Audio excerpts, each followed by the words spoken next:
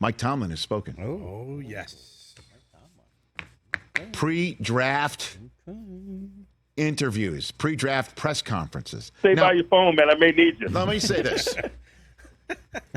Pre-draft press conferences are very difficult. We had Chris Ballard on last Friday, and it was great. We asked him. Yeah. We asked him general questions. I joked, like, "You got your draft board? You want to show it to us?" Ha ha ha! No way. But what are they going to say? What are the guys going to say? Here's what we're going to do with our draft choice. They're not going to do that. We might make a trade. I don't know.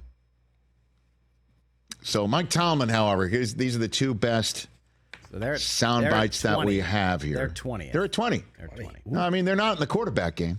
No. Because of what they did in free agency. They're set. They did a lot of free agency.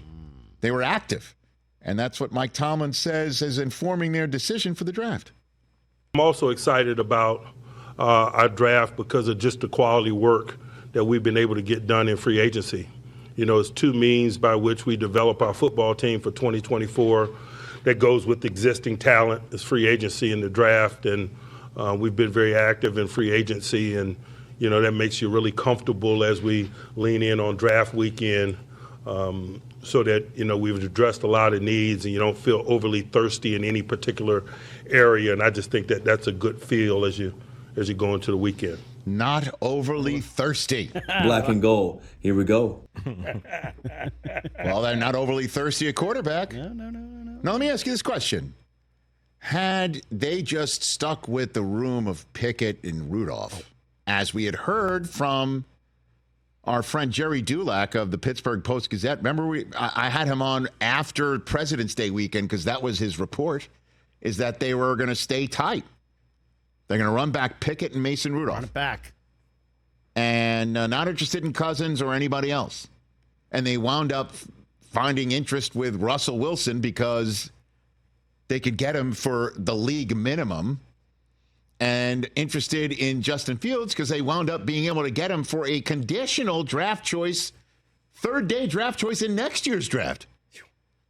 Could you imagine if they had stuck with that room and had been 20th overall on the clock, what the conversation would be about moving up for Penix, moving up for Nix, being able to stay and maybe get those guys, moving up for like the Jefferson. J.J. McCarthy, moving on up. They're very good, Mike.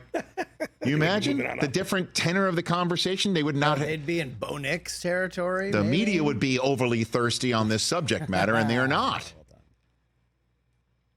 And the other question, you just heard Tomlin give you the pieces of the puzzle.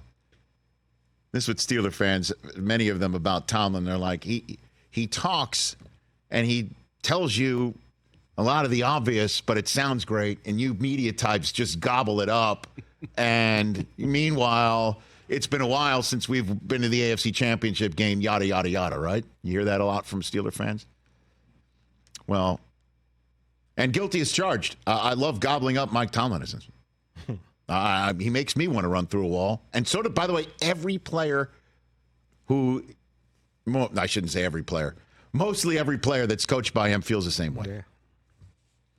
But in terms of gobbling things up for the media, it does appear that Tomlin knows that he's feeding us. Oh.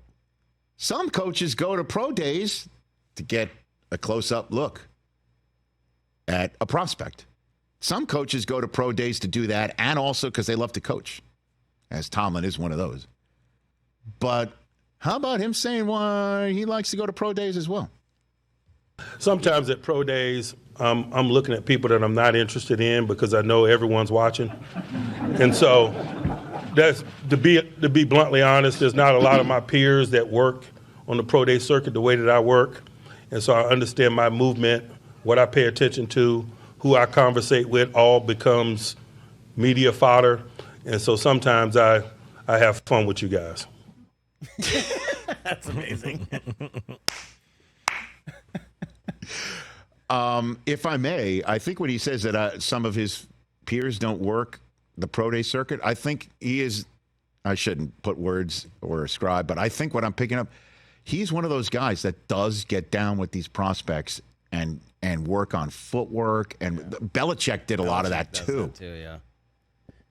So he's just like racking up airline miles and hotel points to mess with the No, media? I think he's interested in some. He's just there. He'll go up to some at pro days that he's not interested in, just so he can find out who's saying that into a microphone just to mess. Interesting. All right, Mike, we see you. That's funny. We get it. Now you got to find out. Go through the tape. Who did he see at pro days? Right. Yeah, right. Go back and look through. All right, I'm ready for the draft. Let's go. You ready? Let's go. Can we pick? Nope. Can we Can't. start this afternoon? Nope. Come on. Nope. What are we doing? Not going to happen. 3 more days. 3 more days, pal. Catch the Rich Eisen Show every single day on the Roku channel, 12 to 3 Eastern, for free.